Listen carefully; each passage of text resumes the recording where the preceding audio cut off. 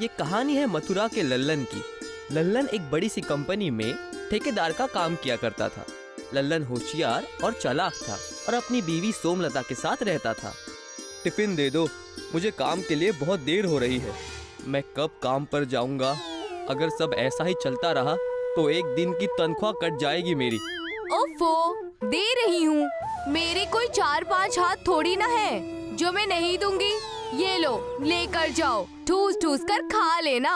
मैं इसलिए कहती हूँ कि नौकरी छोड़ दो और मेरे साथ कारोबार करो, लेकिन आप हो कि मेरी बात ही नहीं सुनते। धंधे का कोई ठिकाना नहीं होता। नौकरी अच्छी है, कम से कम एक किस्म का तनख्वाह तो जेब में आ रहा है ना। अब मैं क्या कहूँ, जैसा आपको ठीक लगे। लल्लन अपने ऑफिस के लिए चला जाता है और वहाँ जाकर देखता है कि भीड़ लगी हुई है। इतनी भीड़ यहाँ पर कैसे? क्या हो गया आखिर? जाकर देखता हूँ। लल्लन वहाँ जाता है और जाकर देखता है कि वहाँ एक बोर्ड टंगा हुआ है। कंपनी घाटे में जाने की वजह से सबको नौकरी से निकाला जा रहा है, यानी कि हम सबको नौकरी से निकाला जा चुका है। हाय हाय, मेरी बेगम बच्चों को कौन संभालेगा? मेरे खानदान का क्या होगा? बिना कुछ नोटिस दिए, बिना कुछ किए ये कैसे हमें नौकरी से निकाल सकते हैं? पिछले कई सालों से हम कंपनी में काम कर रहे हैं। नौकरी से निकाले जाने की फिक्र में लल्लन अपने घर बेहद उदास होकर आता है। लल्लन को उदास देख उसकी बीवी उससे कहती है, आप बेहद परेशान लग रहे हैं। मसला क्या है? और ये क्या, टिफिन भी वैसी की वैसी ही है, इससे भी आपने नहीं खाया? सुबह तुम मजाक कर रही थी, वही बात सच हो गई। मुझे नौकरी से निकाल दिया गया है। सिर्फ मुझे ही नहीं बल्कि सारे एम्प्लॉयज को नौकरी से निकाल दिया गया है। क्या कहा आपने? आखिर ये कैसे मुमकिन है? इतने सालों से आप वहाँ काम कर रहे हैं और ये अचानक नौकरी से निकाल देना, ये तो बेहद गलत है। ये तो बहुत बड़ी नाइंसाफी है। कुछ समझ नहीं आ रहा, अब मैं क्या करूं? कहाँ जाऊं? किससे मदद मांगू? जो काम आप कर रहे थे ये और कहीं भी नहीं है। हमें ही कोई और दूसरा रास्ता निकालना होगा। मैं बिल्कुल समझ रहा हूँ। क्यों ना तब तक हम धंधा कर ले, समोसा बेचने का। तुम समोसा बेहद अच्छा और लजीज बनाती हो। ये तो आपने मेरे मन की बात कह दी। हम ऐसा ही करेंगे। मैं समोसा बनाऊंगी और आप गांव-गांव जाकर उस समोसे को बेचना। सोमलता और लल्लन दोनों ही समोसा बनाने का काम करने लगते हैं। सोमलता अपने हाथों से समोसा बनाने लगी और लल्लन उन्हें एक बड़े से ठेले पर रखकर और बेचने के लिए निकल पड़ा। आज हमारा पहला दिन है। मालिक से दुआ करना कि सब कुछ अच्छा ही हो। आप उसकी फिक्र मत करिए, सब अच्छा ही होगा। लल्लन अपने कस्बे से दूसरे कस्बे जाकर समोसे बेचने लगा। समोसा, गरम गरम समोसा, जो खाए मुस्कुराए, जो ना खाए वो पछताए। अरे अरे वो देखो, लगता है नया समोसे वाला आया है। चलो जाकर खाकर देखते हैं। खुशबू भी अच्छी आ रही है। चलो आज तो पेट भर के खाऊंगा। और आज के समोसे के पैसे मैं दूंगी। हाँ, ये समोसे मेरी तरफ से। मुझे जो नौकरी मिली है ना, उसी की पार्टी। लल्लन के पास लोगों की भीड़ उभर आई। देखते ही देखते उसके सारे समोसे पहले ही दिन के कुछ ही घंटों में खत्म हो गए। लल्लन बड़ा खुश था, लेकिन दूसरी ओर बाकी समोसे और फरसान के कारोबारियों का नुकसान होने लगा। तब सोमनाथ और नितिन एक दूसरे से कहने लगे, इस समोसे वाले के वजह से आज मेरा एक भी समोसा नहीं बिका है। पूरे पैसे बर्बाद। तुम्हारे तो समोसे है, मेरी तो पूरी दुकान फरसान की है। ये अचानक आया कैसे हमारे धंधे पर ठप लगाने के लिए? सोमलता, सुनती हो? कहाँ हो तुम? बड़े खुश नजर आ रहे हैं जी। क्या बात हो गई? ये देखो, ये रुपए। हमारे सारे समोसे केवल 2 घंटे में ही बिक गए। सच कहा था तुमने। अगर नौकरी करता तो इतने पैसों में महीने भर में भी नहीं कमा पाता। अब कल तुम मुझे ज्यादा समोसे बना कर देना, मैं उन्हें भी बेच दूंगा। आमदनी ही आमदनी होगी। जी, ये भी कोई कहने की बात है। मैं और ज्यादा और लाजवाब समोसे बना कर दूंगी। सारे पैसे लल्लन ने सोमलता को दे दिए। अगले दिन के लिए सोमलता ने कई सारे समोसे बनाए और उन्हें लिए लल्लन दोबारा उसी कस्बे में बेचने निकल पड़ा और वहाँ ठेला लगाकर बेचने लगा। ऐसे ही लल्लन को कुछ दिन हो गए समोसा बेचते हुए। तब नितिन और सोमनाथ ने तय किया इस लल्लन का कुछ करना पड़ेगा। मेरे पास नशीली दवाई है, उसके समोसे में यही मिला दो। तुम उसकी फिक्र मत करो, मैं जाकर उससे बात करूंगा। इतने में तुम उन समोसे में दवाइयाँ मिला देना। सोमनाथ और नितिन उसके दुकान के पास जाते हैं। तब सोमनाथ लल्लन का ध्यान भटकाता है। अरे लल्लन भाई, वो देखो, वहाँ उस गरीब कुमार के यहाँ मिट्टी के सामान उठाने हैं। तुम चलोगे? सिर्फ मुझसे नहीं होगा, बड़ा वजन है। अरे सोमनाथ भाई, ये भी कोई कहने की बात है। चलो, कुमार चाचा की उम्र भी तो हो गई है। सोमनाथ लल्लन को लेकर कुमार चाचा के घर चला गया। मौका मिलते ही नितिन ने उसके समोसे में नशीली दवा मिला दी।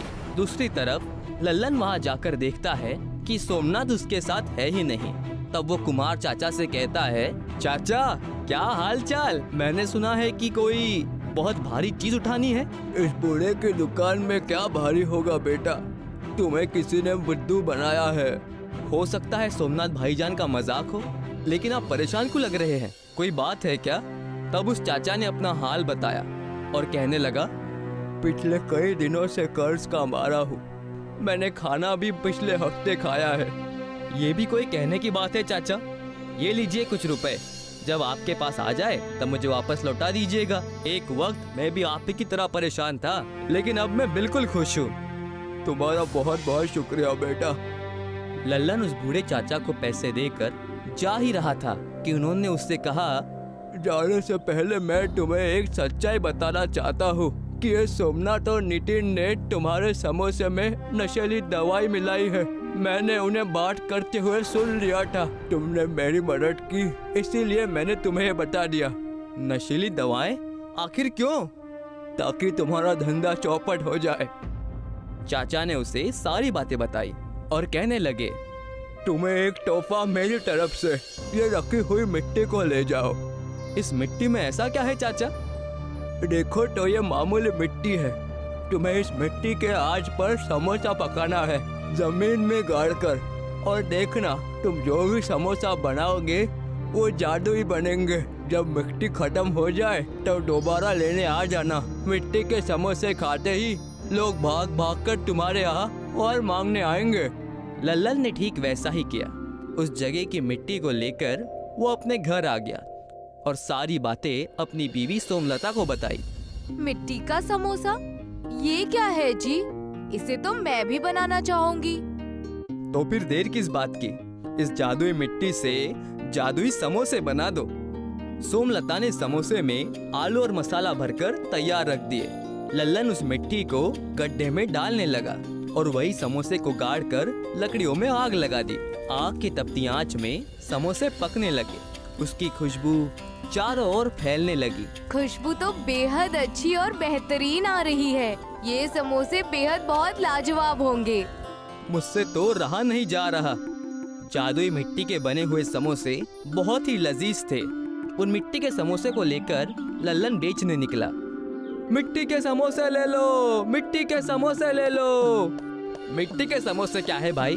लगता है चलकर खाना ही पड़ेगा। मैं भी जाकर खाऊंगी। मिट्टी के समोसे सुनते ही सब मिट्टी के समोसे खाने के लिए लाइन में लग गए और लल्लन का बहुत ज्यादा धंधा होने लगा।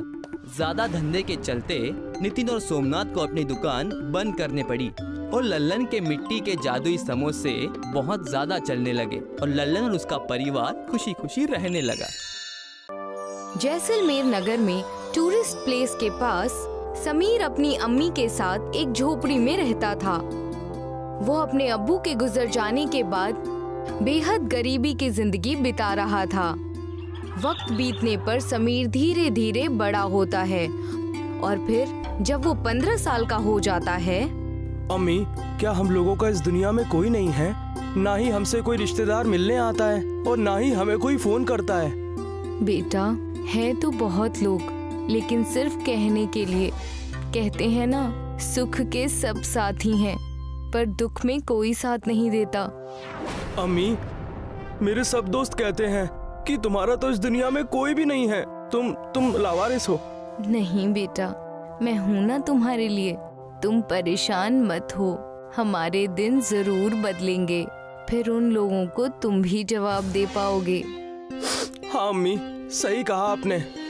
चंपा लोगों के घरों में काम करके 2 वक्त की रोटी जुटा पाती थी। समीर इस बात से बेहद परेशान होता है। फिर एक दिन वो नदी के किनारे बैठकर सोच रहा होता है।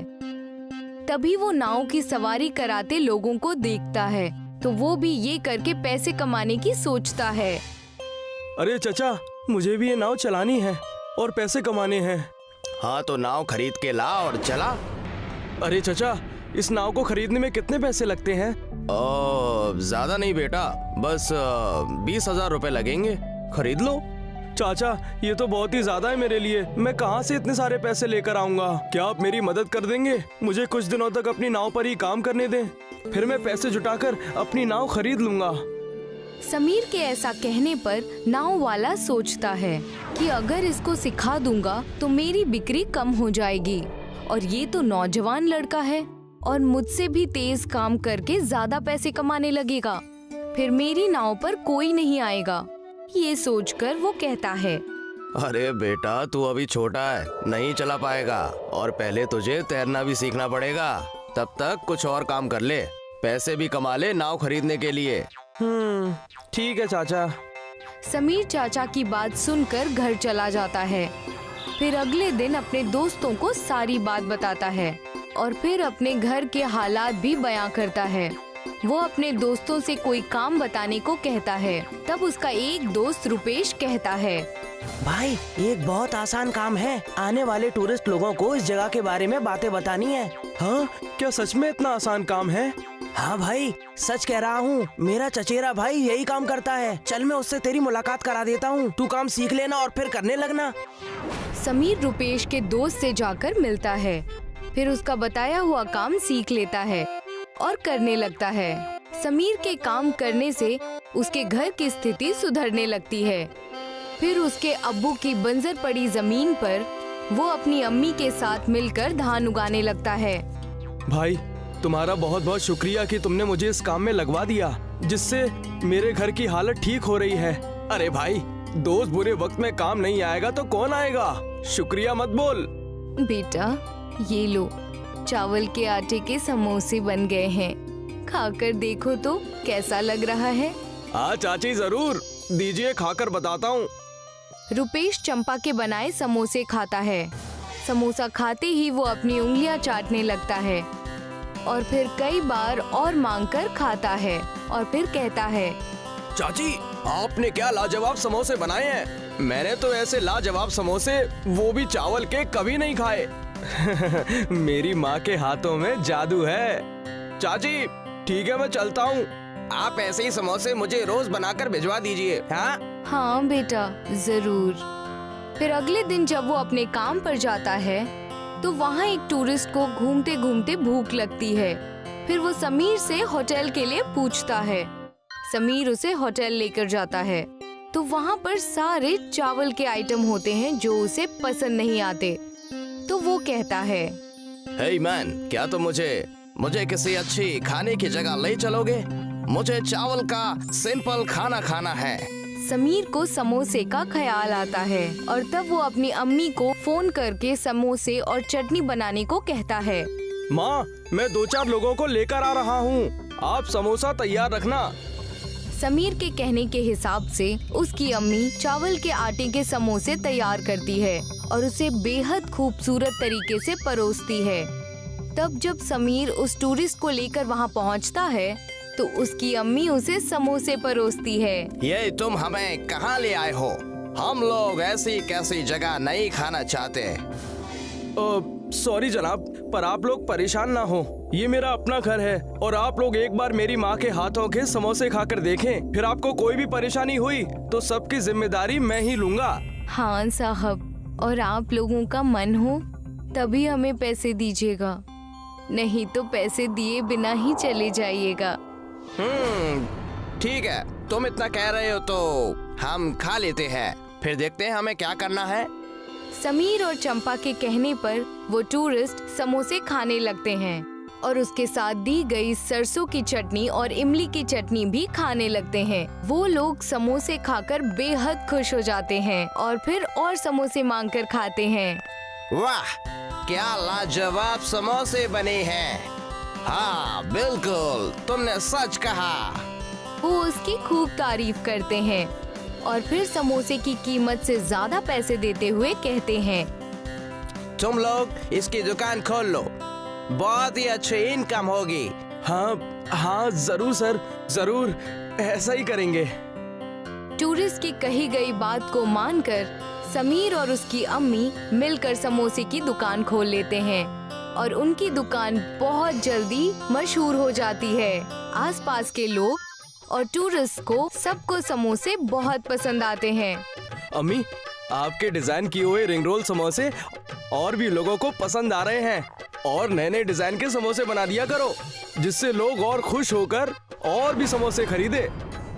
समीर के कहने से उसकी अम्मी और भी डिजाइन से समोसे बनाने लगती है, जिससे उसकी डिमांड और भी बढ़ जाती है, जिसके लिए और भी लोगों को काम पर रखना पड़ता है और उसके समोसे फिर दूर दूर तक जाने लगते हैं और उसका मुनाफा बहुत अच्छा होने लगता है। ये जानकर फिर मीडिया वाले आकर उसका इंटरव्यू लेते हैं, जिससे पूरे शहर में उसका नाम रोशन हो जाता है, जिसे देखकर उसके खानदान के लोग भी उनसे रिश्ता बनाने लगते हैं। समीर पुरानी बातें भुलाकर सबसे मिलजुल कर रहने लगता है। सीख, अमीरी का साथी हर कोई, गरीबी का साथी कोई नहीं। आज भी मालती के घर पर अनाज का एक दाना नहीं था। मालती बहुत बुजुर्ग थी, वो अकेली रहती थी, उसका कोई सहारा नहीं था। कभी किसी ने दे दिया तो वो खाना खा लेती थी, वरना वो भूखे पेट ही सोती थी। आज तो मुझे लगता है खाली पेट ही सोना पड़ेगा। बगल वाला सुरेश भी आज नहीं आया, मुझे किसी से मदद की उम्मीद नहीं है। मालती ये सोचते सोचते सो जाती है। तभी कोई उसके घर का दरवाजा खटखटाता है। मालती उठती है और जाकर दरवाजा खोलती है।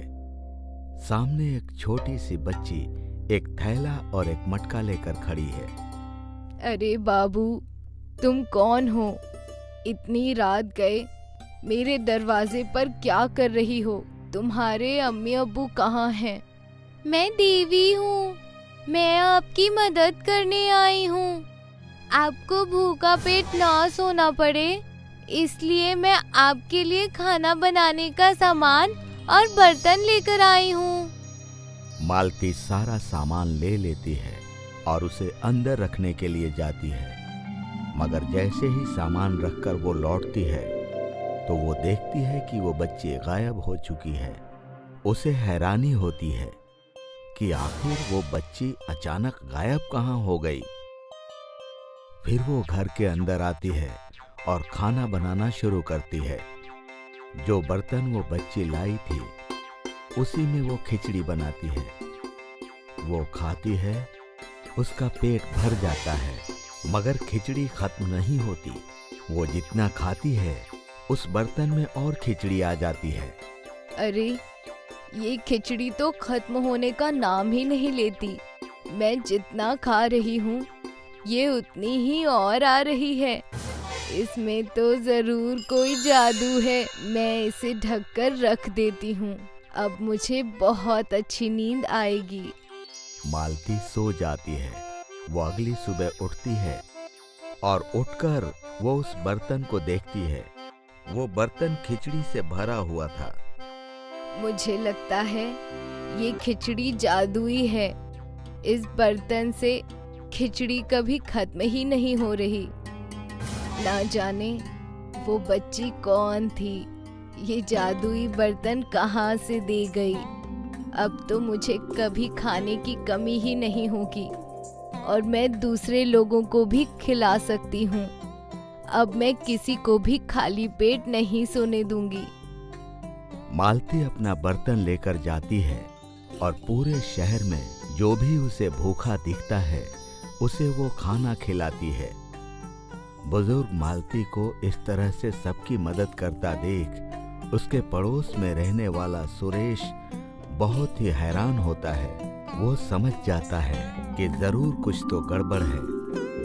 रात में सुरेश मालती के घर में आने से पहले ही उसके घर में खिड़की से सहारे घुसकर छुप कर बैठ जाता है। मालती घर लौटती है। ऊपर वाले के रहम से मुझे ये जादुई खिचड़ी मिली है जो कभी खत्म ही नहीं होती।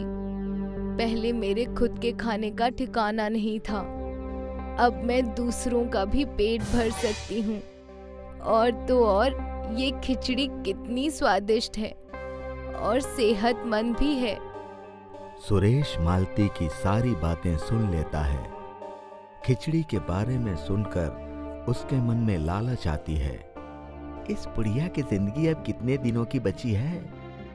ये करिश्माई मटके की करिश्माई खिचड़ी तो मेरे पास होनी चाहिए। अगर ये मेरे पास होगी तो मुझे जिंदगी में कभी काम नहीं करना पड़ेगा। मुझे कभी भी अपने परिवार के पेट पालने की फिक्र नहीं रहेगी। मैं आराम की जिंदगी जी पाऊंगा। सुरेश उस मटके को चुराने का पूरा प्लान बना लेता है। जैसे ही मालती सो जाती है तो सुरेश जहां छुपा था वहां से बाहर निकलकर वो मटका उठा लेता है और अपने घर चला जाता है। अगली सुबह जब मालती उठती है तो देखकर हैरान हो जाती है। जादुई खिचड़ी वाला मटका कहाँ गया? मैं कल यहीं रखकर तो सोई थी, ना जाने कहाँ चला गया। अब मैं लोगों की मदद कैसे कर पाऊंगी? मुझे फिर से खाने की कमी हो जाएगी। उधर सुरेश अपने घर पर मटका ले जाकर उसमें देखता है। उसमें खिचड़ी भरी हुई होती है। वो एक चम्मच लेकर आता है और जैसे ही वो चम्मच मटके में डालता है तो चम्मच खाली ही रह जाता है। खिचड़ी दिख तो रही होती है मगर उसे उठा नहीं पाता वो। अरे ये कैसा जादू हो रहा है? मैं इससे खिचड़ी निकाल क्यों नहीं पा रहा हूँ? ये तो अजीब सी बात है। उस बुढ़िया के लिए तो ये मटका ठीक काम करता था मगर मेरे पास आते ही इसे क्या हो गया है? सुरेश बार बार उस मटके से खिचड़ी निकालने की कोशिश करता है मगर वो निकाल नहीं पाता है। आखिर में उसे बहुत गुस्सा आता है और वो उस मटके को जोर से पटक देता है। जमीन पर गिरते ही वो मटका टूट जाता है। उसकी आवाज मालती के घर तक पहुंचती है। अरे सुरेश के घर से ये कैसी आवाज आ रही है? मैं जाकर देखती हूँ। जैसे ही मालती अपने घर से निकलती है तो उसे उसी रात वाली वो छोटी बच्ची खड़ी नजर आती है।